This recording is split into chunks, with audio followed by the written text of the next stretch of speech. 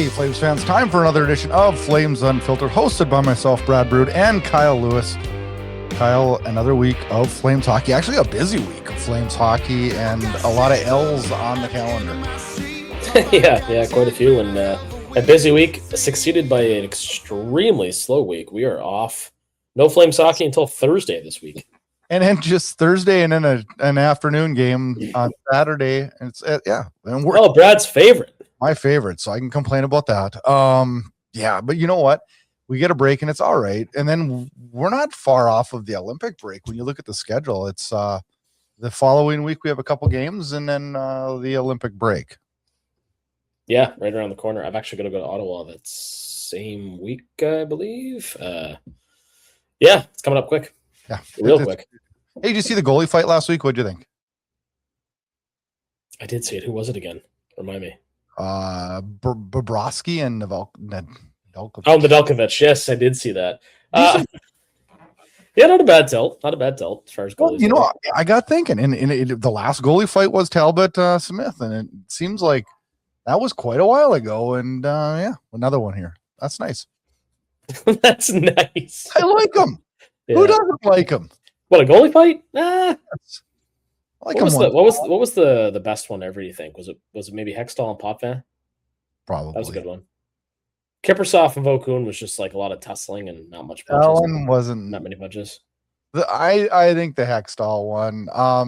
Smith and Talbot was a little scary for Cam Talbot by his own admission. Yeah, I thought that I was thinking that Hextall was going to beat the crap out of Potvin, and Potvin held his own pretty good. Everybody thought, yeah. Who else? Well, of course, you go back to the Vernon one was a good one. Yeah, that was a doozy. That was a good one.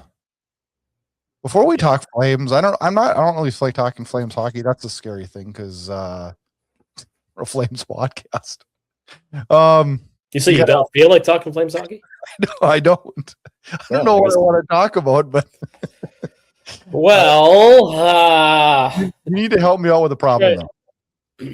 Well, that's why I was brought into the first place, wasn't it? For the shows that you don't feel like doing. Yeah. So here, you got the whole show on your own. I'm out of here. It's the same way I got my most recent promotion. I just took the job that nobody else wanted. Oh shit! That's the way a lot of things in life are. Yeah. Right. All right. So you got to help me with something here.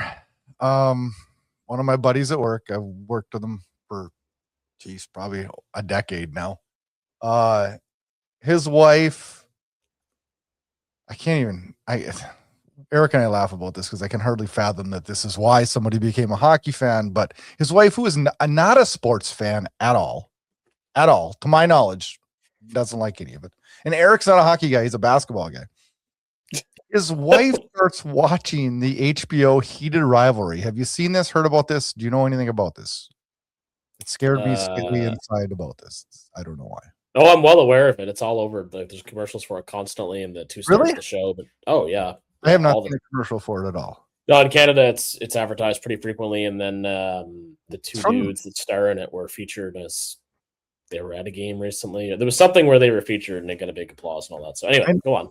I know that the producer of it is the same guy that produces Shoresy. That's all I know. Anyways, his wife started watching this, and now she's become, or wants to become, a hockey fan. And I said, that's awesome. Whatever gets you to be a hockey fan. And so Eric and his wife were having a discussion the other night. And she says, well, I got to pick a favorite NHL team. Oh, no. And Eric said to me, who would you pick? And I'm like, I don't know. So I thought, I don't know. I'm asking Kyle. If today you had no ties to any team at all, zero. Like, you literally watch a TV show. I'd be so much happier. Well, you don't know. Because I started going through this. And this is a little more difficult than I thought it would be. Because I'm going to be completely honest. If I was just starting the sport and knew nothing, I'm not sure I would pick the Calgary Flames. I know I wouldn't pick the Calgary Flames. And gosh, you know our love for the Flames. So I hope our listeners don't think anything goofy about that. I'm just being honest. So Eric's like, well, who do you pick? And I said, oh, no. And he goes, I said, who does she want to pick? And he goes, well, she's leaning towards the Seattle Kraken. I said, don't do that. Yeah, that's just irresponsible. That's bad. And I listed off numerous reasons why not to be a Kraken. I don't even know that we need to go into those. So there goes our Kraken listener fan base. So thanks for that. I'm sure that's it's a deep basis to follow in there. Yeah, you never know. But a really good friend of mine in BC is a big fan of everything Seattle. So, he's a Canucks fan, season ticket holder, your favorite. Anyway, perfect. I have an analogy I'll use here momentarily, but so you didn't come to a conclusion? Is that what you're telling me? Well, I did. I came to. I've narrowed it down to what? 31 other teams. No, 30 because I didn't include the Flames either. Yeah. No. So what I did is I kind of just started talking, and I said, "Well, you surely can't be a Vancouver fan." And she told me, "Well, I didn't talk to her." I'm like, "Well, you can't be a Vancouver fan just because." Like, I'm trying to speak to Eric like to a woman's perspective. I said, first of all, their logo doesn't make any sense. A girl's not going to understand that logo. They won't like it just because of that. What is a guy going to understand that logo? No, we're not either. I was going to say, what's the difference here? The blue, like we were rattling through, and the Kings came up, and I'm like, yeah, I don't know. And the Devils came up. I'm like, don't like the Devils. You're not going to go through every single team you didn't pick, are you? No. I don't think our listeners have time for that. Neither do I. The Mammoth was brought up. Young team, upstart team. I don't know. Right. I told him I don't know if I trust the market. Maybe that's me being an ass. But what I said is if I was going to kick the Flames to the curb, which I'm not, but if I was, I've thought about it, but I'm not. I probably would lean Buffalo Sabres. I know that sounds. Somehow I knew you were going to say that. I've always had a soft spot for Buffalo. And you know who else I've also had a soft spot for? The New York Islanders. Both miserable teams. Well, Buffalo's a wagon right now, which is great news for that city, given what happened to the Bills. It is fun, isn't it? It's fun to see them good. I have a really good friend in Buffalo. I've talked to her before, Jill. She's awesome. So I'm glad she gets to cheer for something because, the Bills playoff failure is weighing heavily. Keep in mind, too, a lot of Canadian football fans are Bills fans because of its proximity to Canada, right? So, yeah.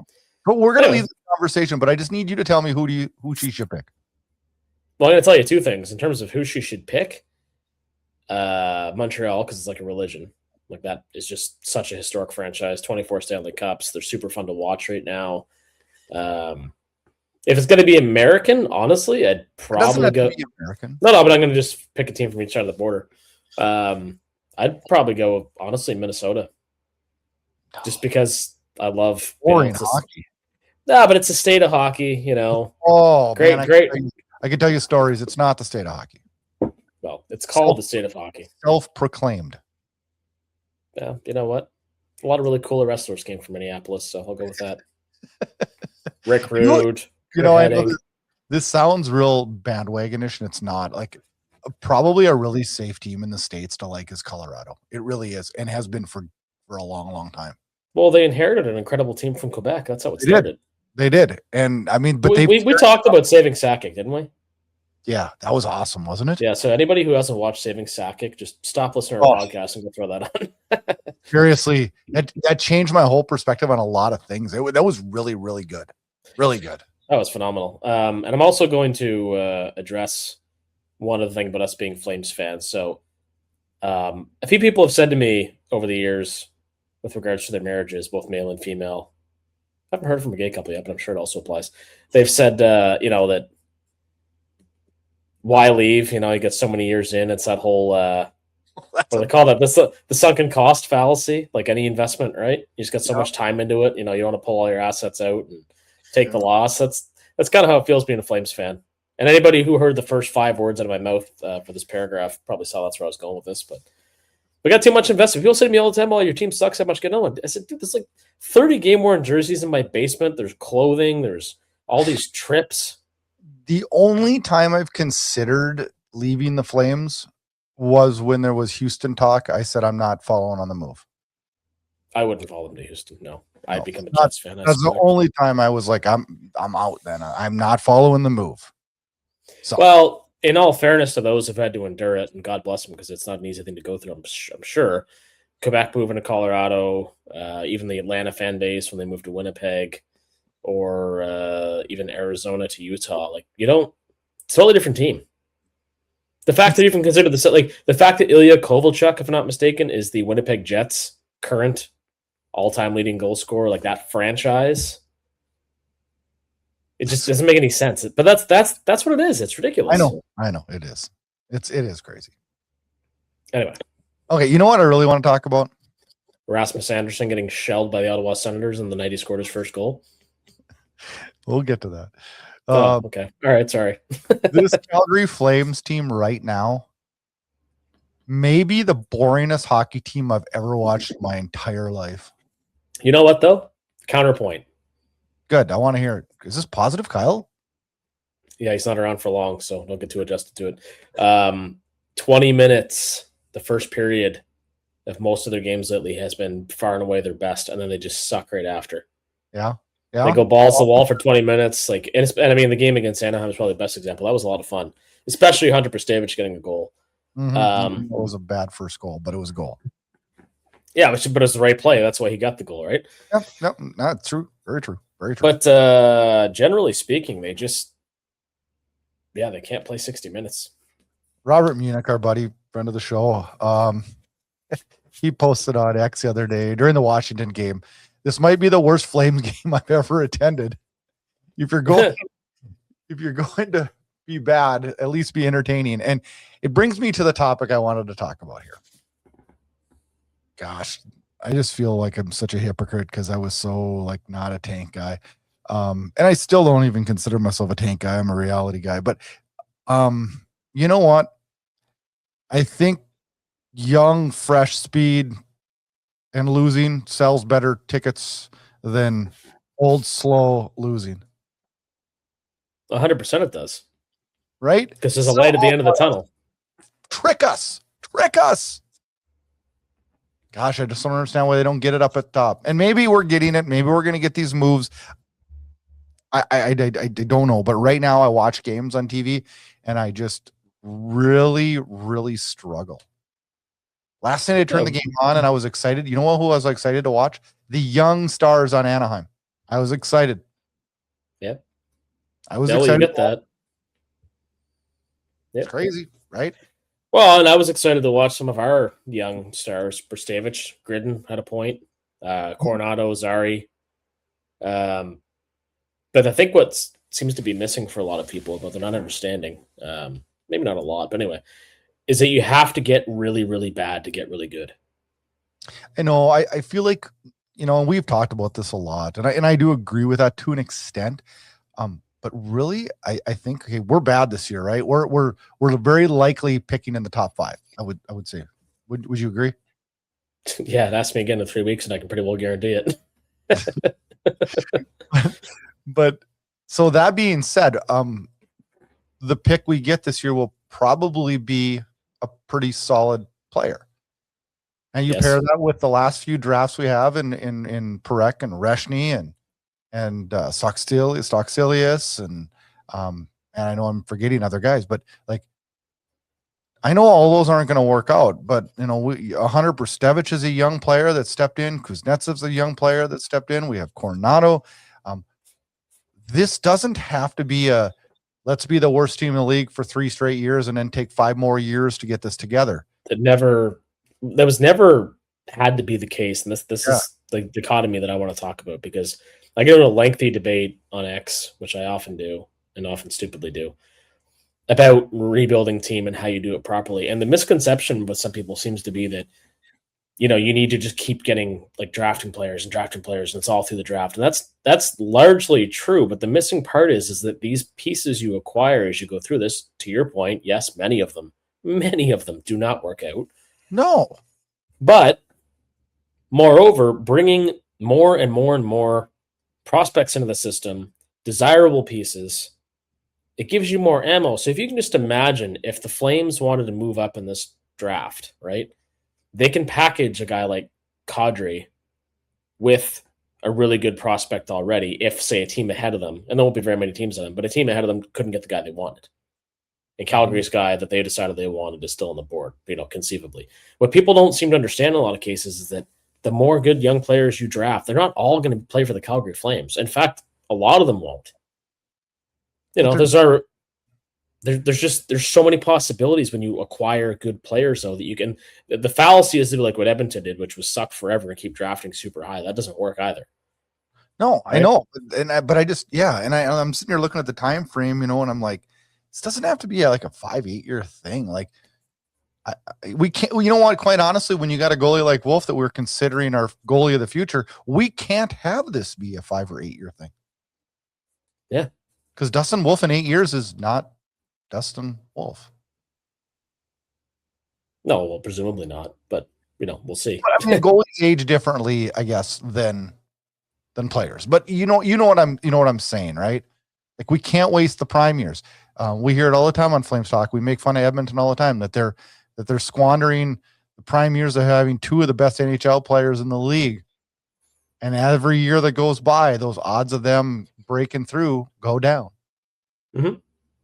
It just that's down in the last 2 years of having that, right? Mm-hmm. There are 2 more years, I guess, after this one for McDavid. Anyway, the good teams, teams like Vegas.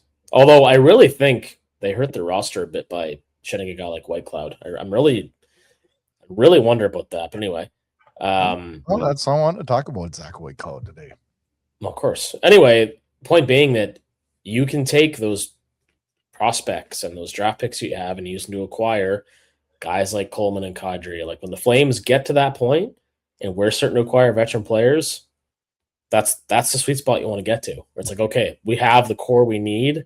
Let's supplement it and make a run. And you don't do that without having pieces to trade. I'm going to throw something out there too, like just on what you're saying. Okay, so there's a very extreme likelihood that we move Coleman, right? I think that now is the time you definitely have to act on it. What will we acquire? Likely picks, right? Yeah. You can only have so many picks, though. Right? Because you can only bring so much youth at a time up, right? Yeah. You know what I'm saying, right? And you can only have so many picks in your farm system, right? So these picks are powerful chips that can be used for other things too. Like packaging a first and a second round pick to another team for a player that's still in an equitable age range for this retool. Whatever. Great example, Dougie Hamilton 10 years ago almost. Right? So, like, I don't necessarily think we're going to, right now, I'm trying to pull, we have in 2024, we had 2 first rounders, 25, we had 2 first rounders, 26, we have 2, 27, we have 2, and 28, we possibly could have 2. Well, I'm not saying to dish off on a bunch of those, but if we acquire, let's say, another first rounder for Coleman, now we could say, hey, well, we'll give you Vegas's pick and our first and the pick we just got for X, for Coleman, and start making package deals to try to acquire other players that are already in the NHL or, ready to go into the NHL, which in turn will speed this up, right? I don't know. I'm just trying to look at Hunter Brzustevich, for example, part of the Lindholm deal. Vancouver fans acted like they lost nothing there. And now he's sitting in our roster. He's calm, composed, and playing very, very good hockey. There you go, right? Speeded it up. It's just that move right there. Speeded it up. Yeah. Now, we're not going to be good anytime soon. So the more pieces, the draft picks, young players you acquire, and again, you can't. And yeah, you can only have some money, but you really can't have enough. They're all pieces that can be moved, all of them. Now this week, Nazem Kadri throws a temper tantrum. He scored 1 goal in the last 9. It's more than that now. Yeah, something like that. A long time, right? He's struggling miserably, invisible somewhat in certain nights. Except when he's giving the puck away. Yeah, it's Nazem Kadri of 3 years ago when we were wishing that we could package something with him to get out of the deal. Seriously, that was not that long ago. And that's why I said last summer, act now, act now, act now. And I'm worried. I'm really worried that there isn't a Kadri deal out there.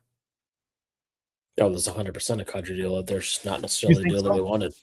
There's no question. Okay. I'm not even worried about the return of that deal. I'm not, no matter what I see on a paper when that comes through, I'm not going to be upset.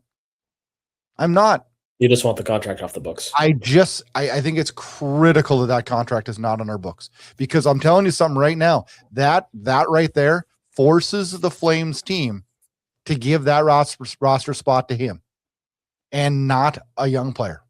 Mm-hmm. It's forced. Yes. And we've already got one forced with Huberdeau that we're not getting out of.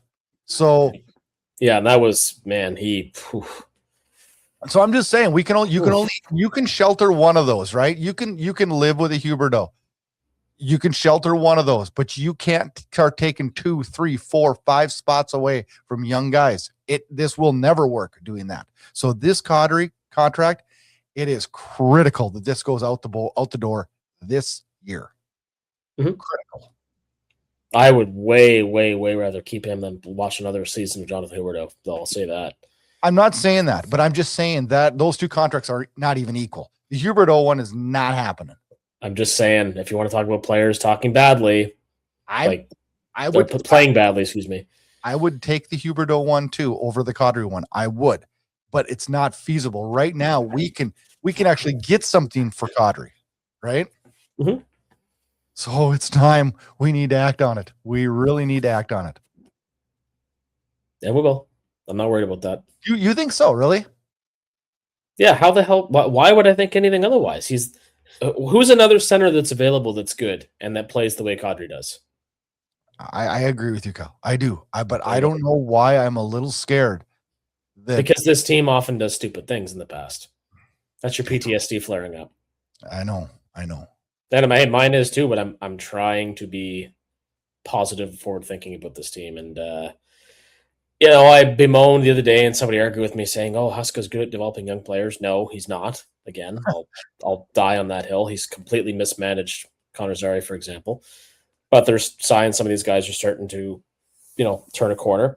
And I don't even necessarily think that guys like Frost and Farabee are going to be around for a long time either. I don't either. I like them both, but they don't bring a lot to the table. Frost doesn't do anything though. Like, he looks like he should be putting up tons of points, and just it doesn't happen. It just doesn't happen. Farabee, I can live with. I love it. I would not mind having him on the third line, just working his ass off. And I that one wouldn't bother me. That wouldn't bother me. Could be our next Coleman. Yeah. Yep. Yeah, you're right. So, what's your thoughts on Whitecloud so far after you've seen him a few games? I mean, he's the guy that I'm torn on because I'd like to keep him above anybody else in terms of veteran defensemen on the team. But he's the most viable trade chip we have now alongside Coleman and Kadri, and possibly even more so because his contract is so damn cheap. So let me ask you a question here. And I this did not come to my head until just the other night. Would you feel more comfortable moving Uyghur and keeping Whitecloud? Because I would. Are we taking salary considerations out of it? Because if we aren't, then it's a no-brainer. It's Uyghur. I think actually on both ends I would. As much as I think I love Uyghur, and I know what is happening with him this year is not going to be something that happens the rest of his career. He's struggling. He's having a rough go right now, and I feel really bad for him. I don't understand. I don't remember a defenseman since maybe Dion Phaneuf who fell off an absolute cliff offensively.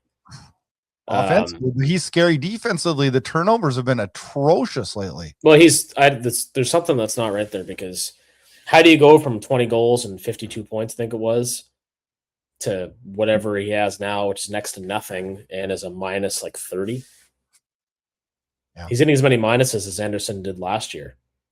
Yep. And so, yeah, to your point, 100% I'd rather keep Whitecloud right now, because I know that, Uyghur traditionally is fairly responsible defensively and good offensively, although he's not good at the power play, as I've previously stated. But with Brstevich and Parekh, Weaker's offense is redundant. It's not necessary. Mm-hmm. But if that offense is supplemented by a really good defensive player, which he, again, traditionally has been, plus he's a great leader, then all the more reason to keep him. But I mean, the way he is right now, like we have enough defensemen that you could scratch him and it wouldn't upset me. Like there's something seriously wrong. I don't know if he's hurt or if he's just lost his passion to play right now. And I mean, far be it for me to shit on a professional hockey player. I don't have that level of commitment. Even if I did, it wouldn't be as good as he is.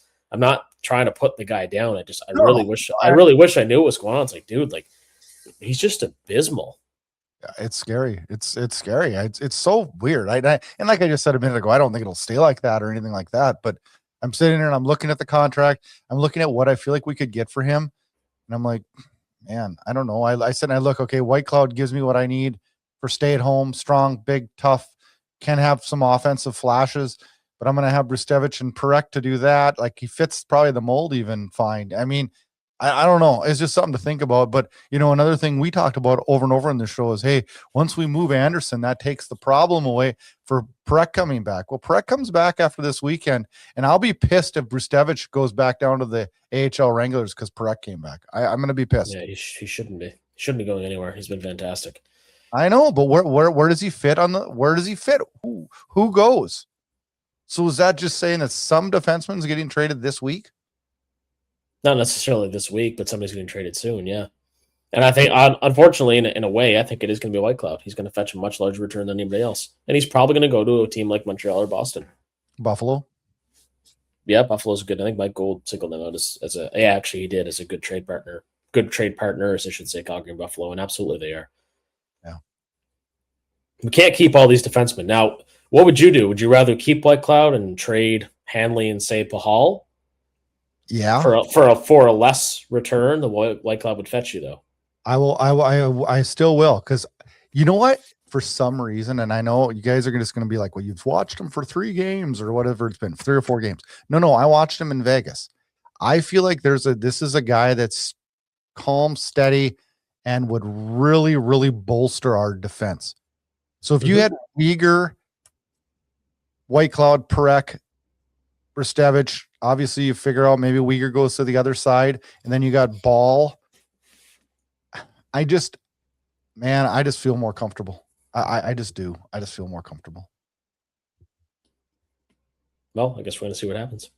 Injuries happen, man. You need that depth, and he brings us that, man. I'm not too worried about our depth right now, just because we're going to be awful no matter what. Yeah. And I know what you're saying, but like I'm still saying, like if you're running the depth chart through the next few years, having him there, and obviously he's only signed for 2 more years after this. So, but gosh, it's such a good price too. Oh, I don't know. It's so hard to know because we don't have the offers in front of us, right? Yeah, well, of course we don't. And honestly, I really think there's a part of me that firmly believes that Vegas losing Whitecloud hurts them more than bringing Andersson. Yeah. I mean, they got smashed by Ottawa, who's been a very inconsistent team, plagued by personnel drama the last few weeks, at least. Mm-hmm. And they got fucking dummied. Yeah. Didn't hurt my feelings a bit. No. And I do think it's funny that on the same night that Rasmus Andersson scored a very fortuitous goal against Ottawa, because the puck came right to him on a terrible rebound. Although he made a nice play to score, that Hunter Brustevich scores his first NHL goal the same night. That to me is, the stars kind of align for that, because you're talking about a guy who was a flame stalwart for years and a guy that should be a flame stalwart for years, just coming in now. So, but I don't know. You screw with team chemistry, man. Like, I know I'm often the guy that criticizes, the guy's good in the room and all that. The country club stuff we talk about. Zach Whitecloud is generally regarded as one of the nicest human beings alive. I know. Taking him out of that Vegas locker room with all those egos and all those big star players, like I'm not sure that this really helps him to win a cup. I really don't know. I don't know. And you know what? Even if you take a look through X too, you see a lot of Vegas fans are not happy about it. No, there was a lot that came out, and I don't actually think I like to think, I should say, despite what Conroy said in the Fan 960 and elsewhere since the trade happened, I don't think he went after Whitecloud. I think he saw an opportunity to bring in Whitecloud as in the trade piece. I think that's what fell into his lap in this deal. Yeah, and he is the most important piece coming back because of Yeah. what he can turn into.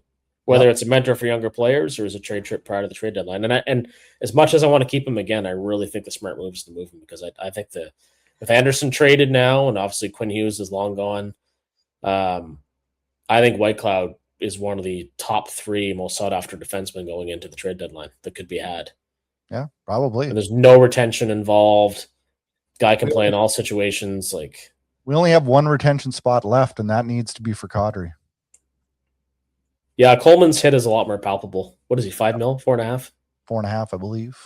Yeah, teams can take that.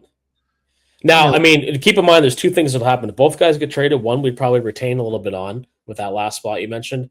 The Coleman's other we would 4.9. Okay, and the other whoever gets the dealt, whichever one of the 2, we would bring in salary back to make the trade work. Well, we'd have to almost bring no with Huberto's contract. It's crazy. We got to talk about cap floor. Yeah, we have Huberto's protecting us. Don't worry. But to get to the cap floor is not that hard. I know because at that point, you do what Chicago or what San Jose's done. You bring in the Tyler Toffoli's, the Nick Folino's, the Tyler Bertuzzi's, the guys that you pay a few $1 million. It'll pot you 20 goals because they're going to play with a player that they otherwise wouldn't. Yeah, which works out for everybody. So your young guy gets some experience along a good veteran player. The good veteran drives up his own value again for his next deal with whatever team is dumb enough to acquire him as a rental at the next trade deadline. Like, that's a little bit crass of me, but that's just the way that this sport works at this point with the salary cap. Let me ask you a question here, since we're talking about players and guys we'd seek out and whatnot. Frank Seravalli reported like the Blues are like they're taking offers on everybody, and one player that catches my eye is Robert Thomas. I've always really liked his style. Mm-hmm. Is he a guy age-wise that would develop some interest from teams other than, I guess I wouldn't say rebuilding teams, but a team like the Flames that are trying to retool or whatever you want to call the fancy word? Would he rebiggle? Yeah, rebiggle. What would he draw interest? Because he's a player that I have always had my eye on. I think he would. Yeah. I don't see any reason why he wouldn't, especially with the players. Players will presumably be shedding. There'd be room for him for sure. The other one to keep an eye on that I'm sure you saw this too, and I wanted your take on it because I think it's, unless I'm not watching enough St. Louis Blues hockey, which God knows I'm probably not. What is with this whole the Blues wanting a Rasmus Andersson type return for Justin Falk? I don't know. And this is what this actually proves my point. If there's even a stitch of truth to that, it ties in my point about Whitecloud and his value. Oh yeah. I agree with you. I think Whitecloud's gonna drop pretty good. Mm-hmm. I start to wonder, like, okay, so we pick up a couple picks for Whitecloud. Like, do you trade him for a second rounder? I don't know. It sounds really crazy for me to even say that, because I think most people would have said yes. I think he can get a second and maybe a decent young player back. Honestly, I know. That's what I'm saying. The thing is, Whitecloud to me is most appealing to the teams that never thought they'd be here, which is, again, it's the Boston Bruins, who kudos to them, because after we criticized them for the Lindholm and Zadorov signings, I mean, they've maintained a pretty damn good team. And yeah, Buffalo, their fans have suffered for so long that any move they can make that isn't a huge investment to bring in, good locker room guys, veteran leaders, cup experience, play well on their own end. You bring those guys in to insulate that group you have. He'd be exactly what they would want in their locker room. Like, he's like picture perfect what you'd want. Yeah, and they can't. To me, after this length of an absence, you can't just go in and be happy you made the playoffs and you get 2 games of playoff revenue. You got to try and win a series. Yeah, you're not going to win the cup, but you got to try and win a series. Make a statement. Let the league know that you're back. So we sit and we talk about what we would do, and I was going through the stuff looking for an X Factor this week, and this one just caught my eye, and it made me laugh, but it caught my eye, and I want to get your take on this X Factor. Comes from us from I really don't care if you cry. It says step 1, fire Huska. Is that at 200 IQ Flames? Yeah. Nice. Okay, so fire Huska, go on. Fire Huska, which I think that should happen, but I don't know that this year's that year. I think maybe into next year, the year after. But if he doesn't start playing the youth, then you need to he needs an ass kicking from Conroy. Then is what he needs. Step 2, trade 91, 20, 70, and 28 before the deadline. Agree. Yep. Step 3, focus the entire organization on developing Parekh and preventing him from coming to hate this organization, i.e. Tkachuk. I don't think Tkachuk hated this organization. I don't. I really don't. No, I don't think so either. I don't. Step 4, package assets, quality over quantity at 26 draft. It's not that deep, Flames. Yeah. I don't really disagree with any of this. No, I don't either. When I saw Fire Husker right away, I was a little bit like, whoa. But I can't say that I've been like on him almost every one of our episodes because of his line placements. It's absurd. Well, he made a what was the line he put out in overtime again last night? I was half asleep. Huberdeau, Backlund, and Farabee, maybe? I think so. No. Okay, there was one guy in defense. Uyghur, Backlund, and Huberdeau, I think. The only person that should be on the ice was Backlund to try and win a draw and then get the hell off the ice. Yeah. And this is my problem. That's players lately, though. Yeah, I don't care, though. He's not a skilled player. That's what you want on the ice in overtime. Why can't we get a guy like Gridden out there? Like, so what? This is what I'm saying. You're not making the playoffs, and any suggestion of it even being a possibility at this point is laughable. I know. That's what I mean. Like, come on, just show me some of these guys. Like, I don't need to see Ryan Lomberg anymore. I don't need to see Kirkland anymore. I don't need to see right now. I would have rolled with Brstevich, Zary, and Gridden, or Zary and Coronado. How fun would that have been? I think everybody. You know what, Kyle? I think we'd all sat up in our couch and been like, "Oh, here we go." That's the fun I want back in this. It's not fun for me to watch Klapka on the first line anymore. I can't do that. Like, I just can't. No, it wears on you. And again, I think Conroy's biggest mistake to date was giving Husk that extension. It was a stupid move based on a one outlier season. But timeout, like, and I agree. But like, Kyle, let's say I'm the GM and you're the coach, right? And you're not doing what I want you to do.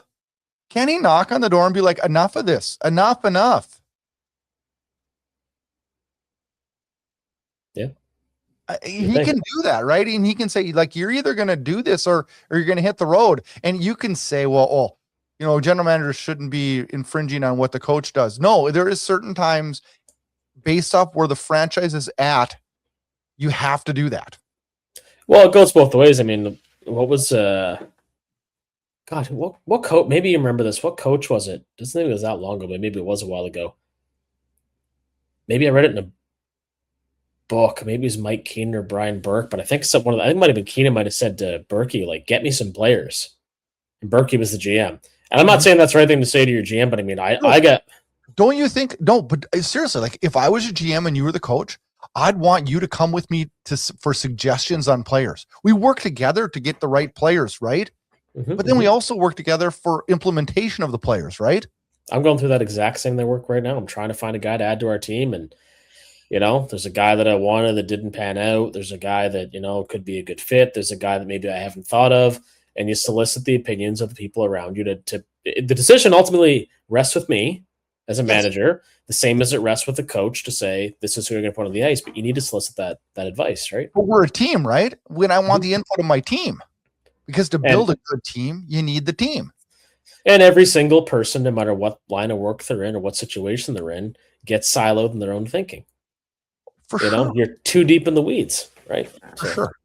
Anyway, that overtime, I'm like, we're going to lose this game. It was just stupid. And the personnel decisions, they've gotten a little better. Gridden's getting a little bit more ice time, for example. A little bit. Yeah. I'm hopeful, to your point, Brstevich doesn't come out because he shouldn't. I'm going to be mad. I'm really going to be mad. Jeez, 3 times. Wow. Oh, you're going to see me really pissed off. Hey, speaking of which, did you think of, Rasmus Andersson came out this week and in the interview, and he said that I've had a great time in Calgary. I've loved every second of it. I can't say enough good things about the organization, but at the same time, I think I was time for them to move on and time for me to try something different. This is a real contender. Did that upset you? Because people were upset about that. Tell me when he's telling lies. Truth hurts, right? That's the way I thought about it. Well, my response to those comments was Calgary hasn't had a real contender like season in, season out since the mid to late 2000s. When it was Ginla and Lankow and Tankin, Uselius and Kiprusoff and Regier. Well, and even like the 21-22 season with Kachuk, Lindholm, and Gaudreau when they were really good. Like, I think we were a contender that year. I would say that. Absolutely we were, but it was one and done. But you know what? Rasmus Andersson wasn't sitting there thinking about, oh, that 1 year, 6 years ago. You know what I mean? Yeah. Like, he means like this team, so everything they do is to win. 15 playoffs made it, 16 missed. 17 made it, 18 missed, 19 made the playoffs, won the conference, I believe, with the regular season. And then you get into the COVID years. But yeah, like they've been on and off and on and off. Vegas has been a contender since they entered the league. They're a contender. We're a pretender. Yeah. Like we want to be a contender, but you know what? This organization gets their butt hurt more than any other organization I've ever seen. Like they are the most fragilely mental organization ever. Like just suck it up. And you know what's funny? You really should have said mentally fragile, but fragilely mental actually made it funnier. It makes them sound crazy, which I think there might be some truth to that. Now, to that point, I'll point again back to the whole World Junior controversy, air quotes for those of you listening on Spotify or Apple Music. Like the whole Parekh thing, the World Juniors, it's like he didn't say anything bad. No. At all. It's so butthurt in this. And I probably shouldn't just like point at the organization. It's the whole fan base. Like, we're just touchy about shit. And I understand it's easy to be touchy when we haven't won since 89. Like I feel like you say the word fan base a lot, and I just think it's just a hockey fan. I don't think a lot of you applies to this particular fan base. It's just being a hockey fan. And we're long-suffering hockey fans in Calgary. Yeah. We have not had sustained success. Hey, really. You could probably take it a step further. Maybe a sports fan, like, maybe. Right? Like, wait, I just want to win, but I'm also not stupid. 31 other teams want to win too. I mean, it's hard to win a cup. It's damn hard, but it would be fun to be in the second and third round, getting bounced once in a while too. Oh, dude, even being at the Western Conference Final at Edmonton last year. It was fun. It was so the crowd singing the national anthem like that, the building shaking, like it's great. Yeah, we just need that, and I hope and I pray someday before I die we will be back. And I hope the rebuild doesn't take that long, but excuse me, the rebiggle. I'm not the youngest guy in the world, but I'm not the oldest either. But geez, you should be able to pull it off, I would think, at some point. God knows, and he ain't talking. No. What do we got this week? Thursday, Calgary and Minnesota. For a weird 1-and-out back on Saturday for a lovely afternoon game with San Jose.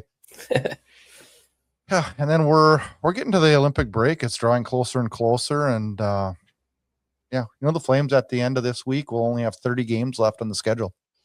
And then we put up our misery, and I can go back to watching baseball. Who are you going to watch there? That's not going to be miserable. Toronto. You hoping and praying, because I don't know, man. I don't know. We'll save that discussion for another day. You don't want to fight today, Kyle? Come on. No, my back hurts and I'm tired. I'm getting cranky. I can't fight about baseball. I don't know enough about baseball.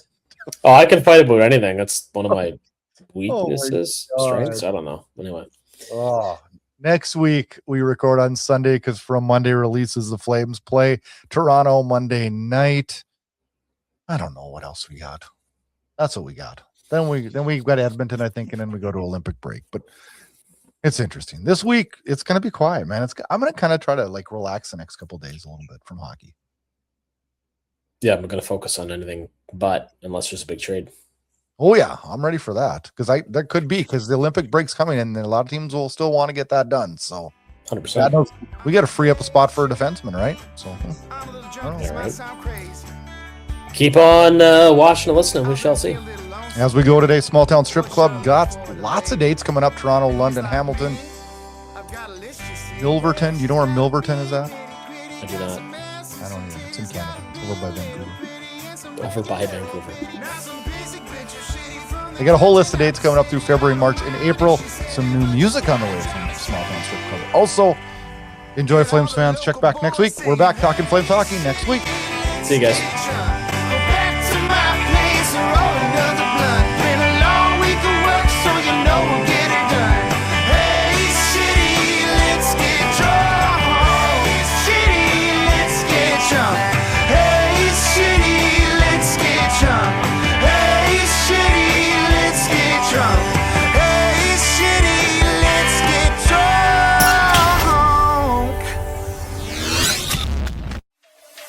Thanks for listening to Flames Unfiltered with Brad Burud and Kyle Lewis, your source for unfiltered Calgary Flames hockey talk. Keep it locked on flamesunfiltered.ca. Subscribe where you get all your podcasts to never miss an episode. Flames hockey talk every week, presented by Inside Edge Hockey Media Group.